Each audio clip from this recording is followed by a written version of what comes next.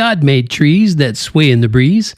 It's Rhyme and Reason 784. There's a rhyme and reason for your life. There's a rhyme and reason. Hey there, Tony here. That's a big surprise, right? God made trees. That I'm going to tell you that God made trees, that's a big surprise, right? I know I'm stating the obvious, but, the obvious isn't so obvious to the oblivious. So even if you don't believe the Bible, I have some poetic proof of God's hand in the creation of trees. Yes, I do. Have you ever heard of A Boy Named Sue? Hit song from Johnny Cash from way back. Have you ever heard of that one?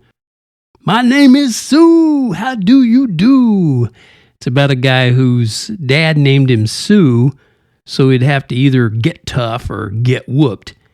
Now, talk about toxic masculinity. These days, that guy's dad would be tossed in a padded cell for child abuse, right? No, wait. Maybe he'd be celebrated as progressive for transgendering his boy.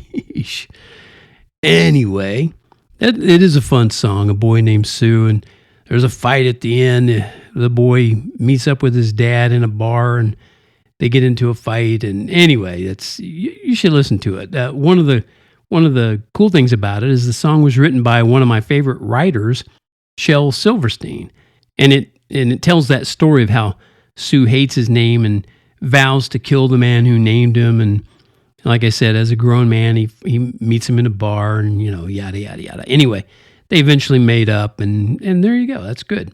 There's the proof. God made trees. All right, got it. Enough out. I'm gone. Bye. Oh, wait a minute. I think I left something out. Let's see.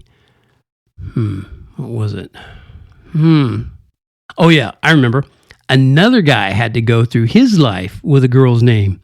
Yeah, here we go. Here's another one. But he didn't vow to kill the man who named him.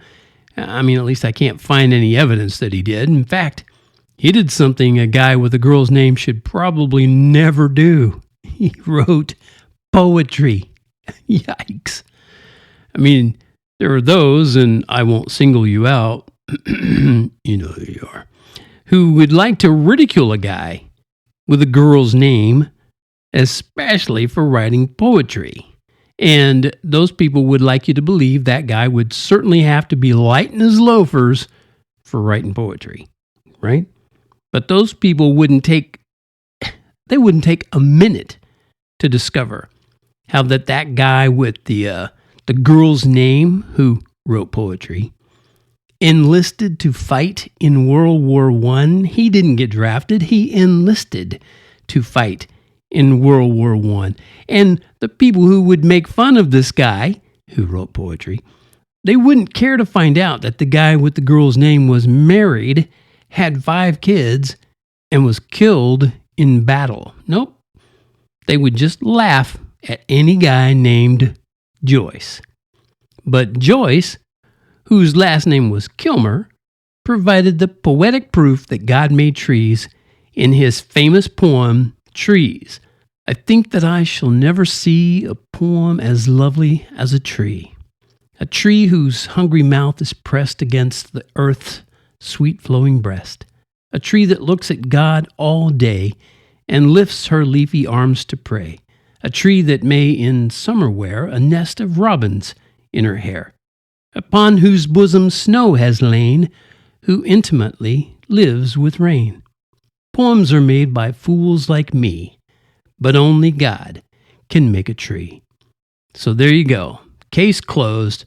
A war hero poet told you a long time ago, way before I was even born, that God made trees. So take that, all you unprogressive progressives. And I'll leave you at that this time from TonyFunderburk.com, bringing you the Rhyme and Reason podcast, along with other fine, works of art. Yeah, magnificent, imaginative works of art over there at TonyFunderburk.com. Although it's all uncool, but, go get some uncool stuff today. Thank you so much for tuning in to the Rhyme and Reason podcast. As always, remember, life does have rhyme and reason because God made you. There's a rhyme and reason for your life. There's a rhyme and reason why you're here. Give your time and season to the one